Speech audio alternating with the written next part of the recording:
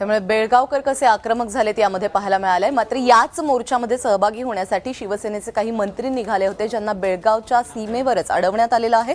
कर्नाटक सरकारने त्यांना पुढे जाऊ दिलं नाही आणि त्याचमुळे कोल्हापूरमध्ये आज सेनेकडून या पद्धतीने आंदोलन करण्यात आलेलं आहे। शहरातल्या शिवाजी चौकामध्ये कर्नाटक सरकार आणि कानडी मंत्री रोशन बेग यांच्या विरोधात जोरदार घोषणाबाजी करण्यात आली। यावेळी आक्रमक झालेल्या शिवसैनिकांनी रोशन बेग यांच्या प्रतिकात्मक पुतळ्याचं दहन केलं। सीमा भागातील मराठी माणसावरती अन्याय अत्याचार झाला तर कानडी माणसाचं जगणं मुश्किल करू असा इशारा यावेळी देण्यात आला।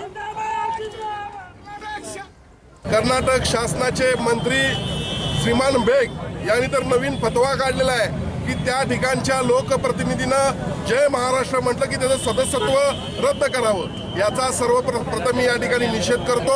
आज आपल्या माध्यमातून कर्नाटक शासनाला इशारा देतोय। मोर्चा त्या ठिकाणी सुरू आहे, पण याद राखा, या ठिकाणी मराठी बांधवांवर अन्याय कराल, अत्याचार कराल तर या ठिकाणचा एकही कानडी माणूस आम्ही सहजपणे जगू देणार नाही, याची तिने दखल घ्यावी।